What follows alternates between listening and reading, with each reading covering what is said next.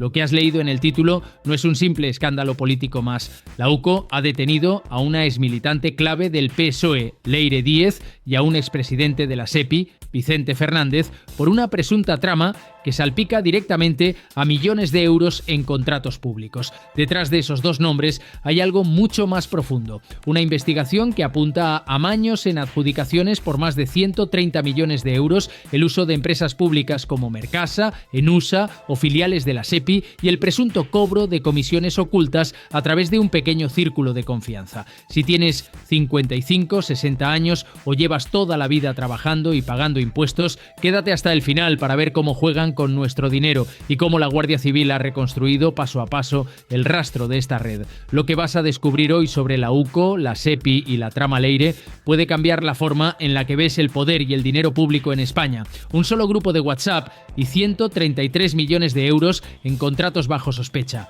No es una redada de madrugada en un puerto ni un alijo en una nave industrial. Aquí no hay fardos ni lanchas rápidas. Aquí hay algo mucho más silencioso y para muchos más inquietante. Expedientes, pliegos, informes y un chat llamado Hirurok, Nosotros Tres, donde se cruzan mensajes entre una exmilitante del PSOE y un expresidente de la SEPI. Detrás de esas conversaciones, la UCO cree que se esconde una forma muy concreta de jugar con dinero público. Con tu dinero. Imagina una mesa llena de carpetas. No son de droga, no son de armas, son de contratos públicos, adjudicaciones millonarias que pasan por organismos como SEPI, Mercasa, Enusa o sociedades participadas del Estado. Todo parece perfectamente legal. Licitaciones, plazos, ofertas, informes. Una maquinaria administrativa que vista desde fuera parece intocable, pero en la sede de la UCO los agentes llevan meses viendo otra cosa. En una pantalla, un mapa conecta empresas públicas con empresas privadas. Flechas unen nombres de cargos, empresarios y sociedades.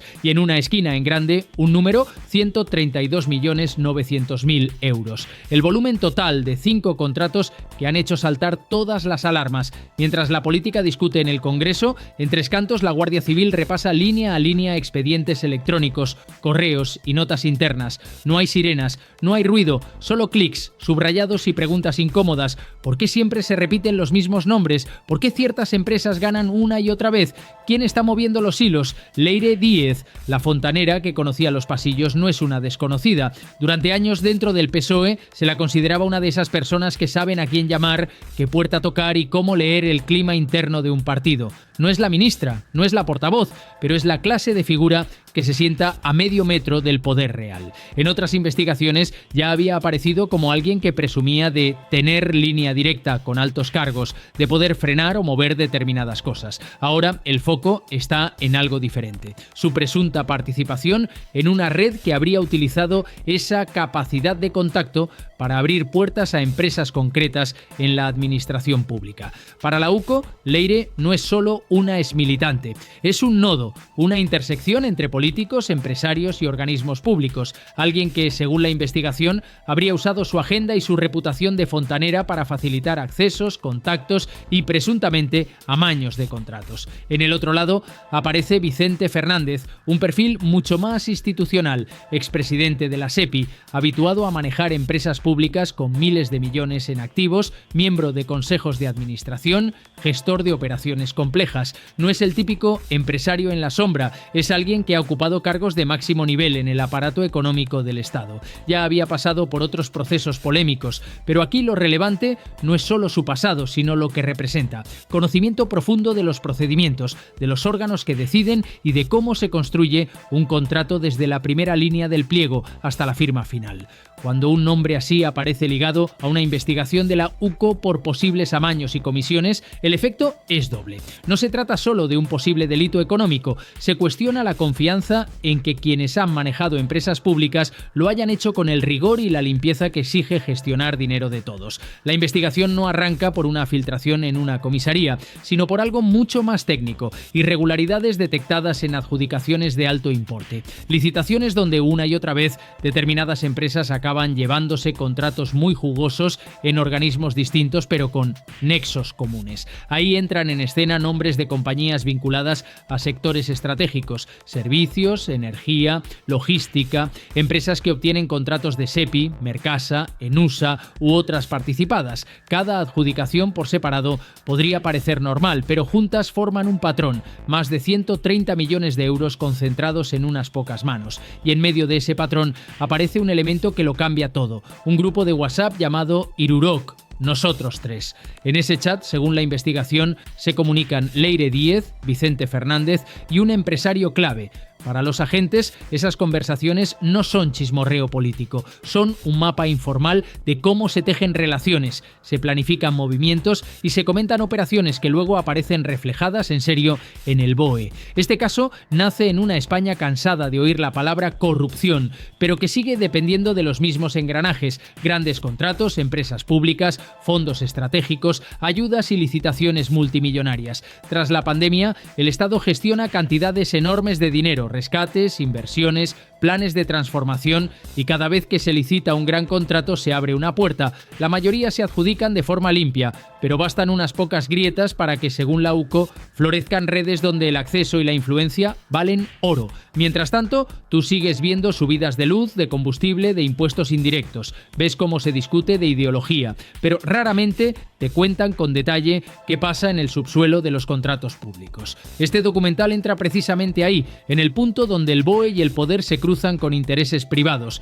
Si tienes 55, 60 años, probablemente llevas 4 décadas levantándote pronto, pagando IRPF, IVA, cotizaciones, impuestos municipales, has vivido varias crisis, has escuchado promesas de que esta vez se controlará mejor el dinero, y sin embargo vuelves a ver titulares de cientos de millones bajo sospecha. Cuando aquí se habla de 133 millones en contratos investigados, no se habla de una cifra abstracta, se habla de hospitales, pensiones, escuelas, carreteras, de todo aquello en lo que se supone que debería traducirse el esfuerzo de tu vida. Cada euro que presuntamente se haya usado para enriquecer a unos pocos es un euro que no ha ido a mejorar tu barrio, tu sanidad, tu jubilación. Por eso, este caso te toca de lleno. No es política como espectáculo, es contabilidad de tu sacrificio. Si estás en esa franja de edad y te preguntas qué han hecho con lo que tú has aportado durante años, quédate, porque aquí se reconstruye paso a paso cómo se habría jugado con ese dinero y cómo la UCO intenta poner freno. Este canal no está para repetir titulares, sino para destripar cómo funciona de verdad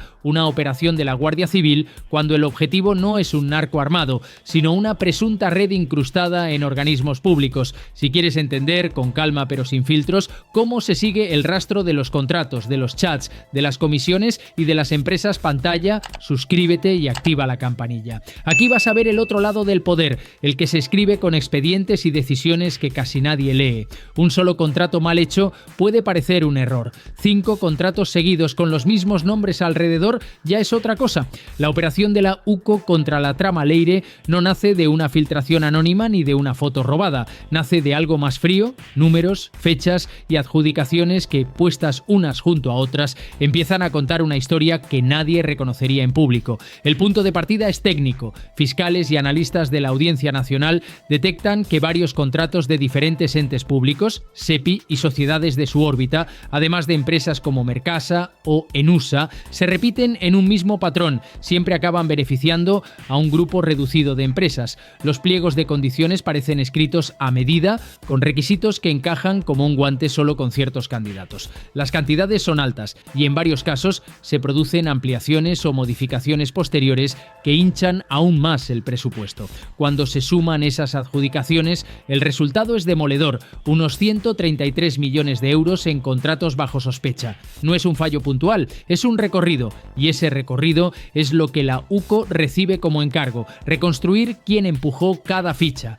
En su sala de análisis, los agentes no miran fotos de narcos, sino tablas y organigramas. Cada expediente es una pieza, cada firma un movimiento en un tablero donde el dinero público es la única constante. A partir de ahí empieza el trabajo de quirófano. Nada de operaciones espectaculares en la calle. Aquí la acción está en revisar pliegos de concursos públicos que criterios se usaron, quién los redactó, qué requisitos se incluyeron y cuáles se descartaron. Comparar ofertas, por qué se descartó a unas empresas y se eligió a otras, si hubo competencia real o todo estaba ya encaminado. Estudiar las mesas de contratación, quién se sentó, quién votó qué, si hay cambios de opinión llamativos o informes internos que aconsejaban lo contrario. La UCO no se limita a leer, cruza fechas, nombres y decisiones. Ve qué cargos estaban en cada puesto cuando se tomó cada decisión, qué empresas volvieron a ganar después en otros organismos y qué movimientos económicos se produjeron tras las adjudicaciones. Es un trabajo lento, obsesivo, pero igual que en un caso de crimen organizado,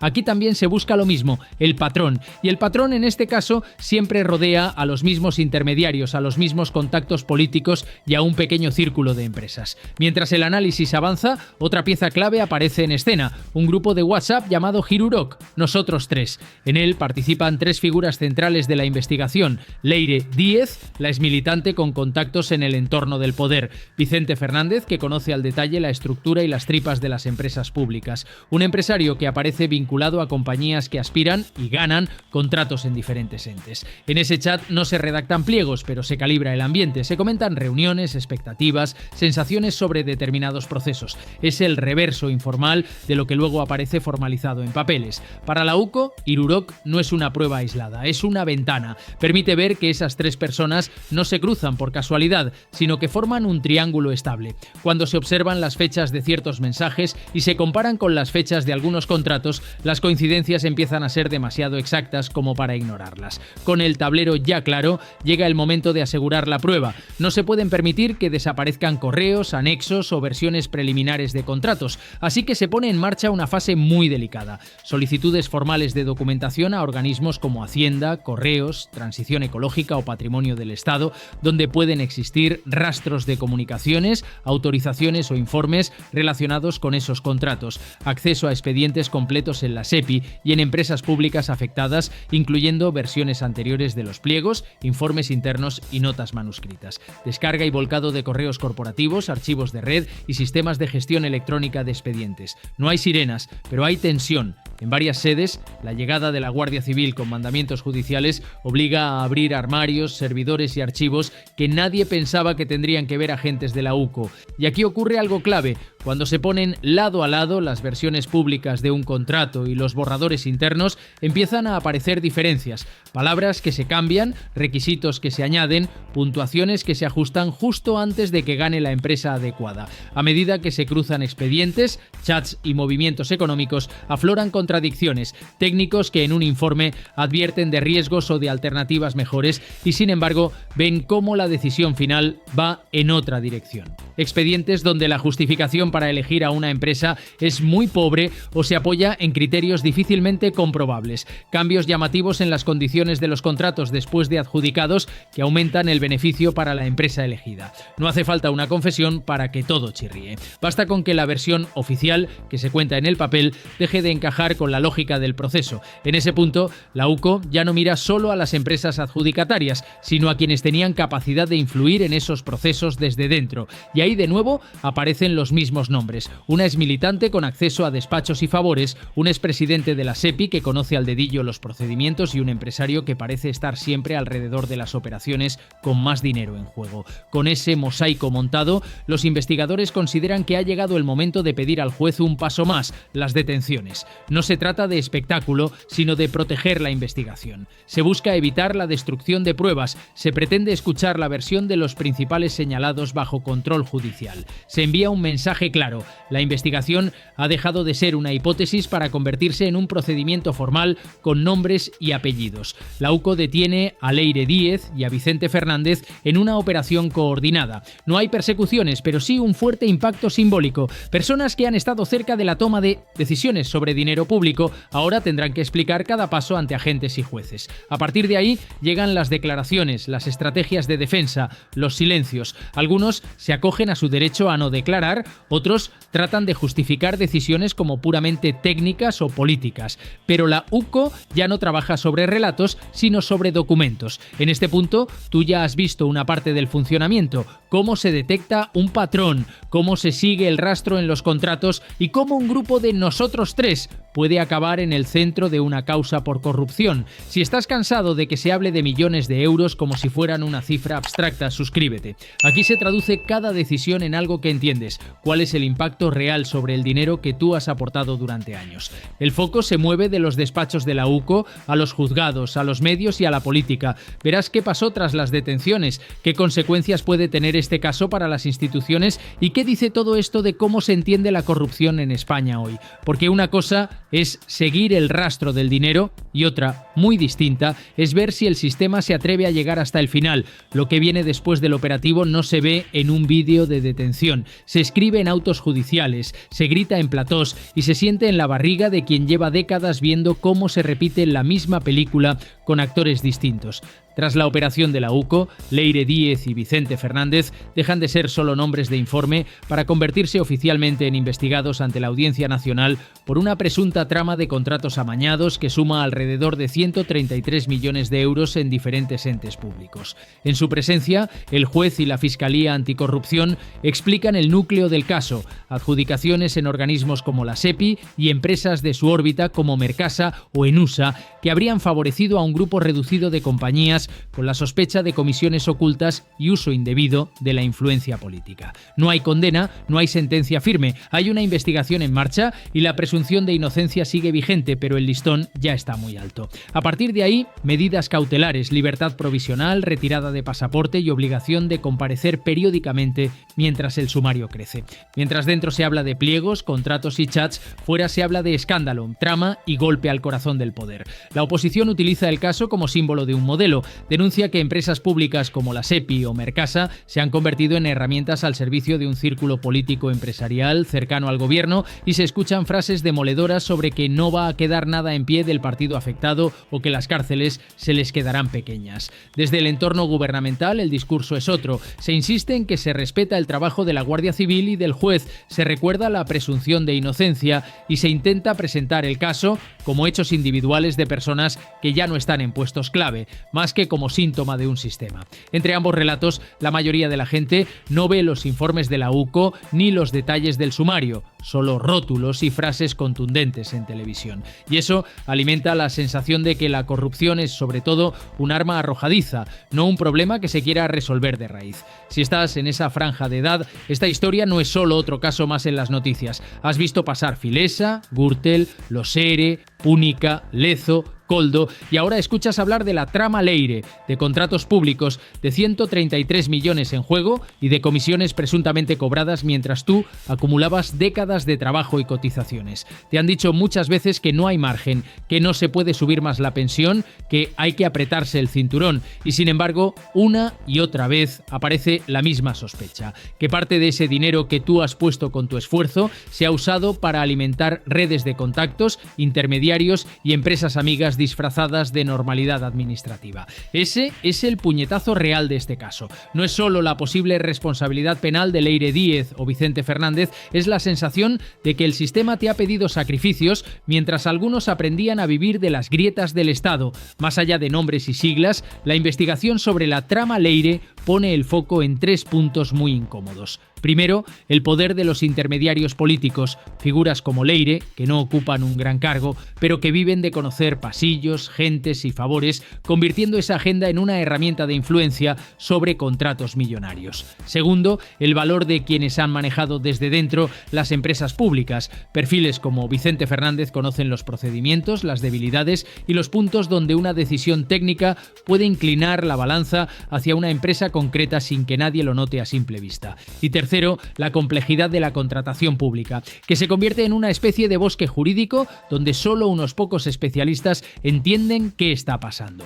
Cuanto más difícil es de entender un sistema, más fácil es manipularlo sin que el ciudadano medio pueda seguir el rastro. La UCO ha puesto las cartas sobre la mesa, pero que esto cambie algo depende de más actores. Este caso deja claras varias grietas que habría que abordar si se quiere evitar que lo que hoy se llama trama Leire se convierta mañana en manual para para otros. Una, hacer mucho más transparente la contratación pública, que cualquier ciudadano pueda ver con claridad quién gana, por qué, cuánto cobra y qué vínculos tiene con cargos y excargos públicos. Dos, aplicar de verdad consecuencias duras, desde listas negras de empresas condenadas por corrupción que no puedan volver a contratar con la administración durante años, hasta sanciones ejemplares a cargos que usen su influencia para favorecer a empresas amigas. Y tres, limitar al máximo las puertas giratorias que quienes han decidido sobre contratos en organismos como la SEPI, Mercasa o Enusa no puedan, al poco tiempo, cobrar de empresas que se beneficiaron de esas decisiones.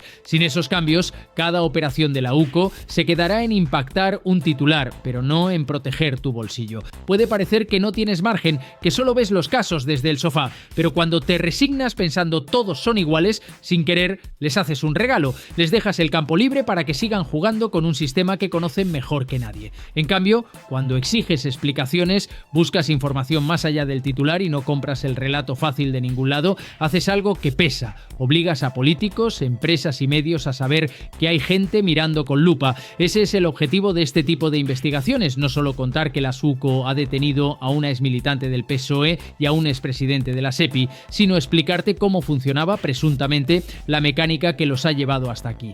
Para que la próxima vez que escuches "no hay dinero para esto", recuerdes que también existe otra pregunta.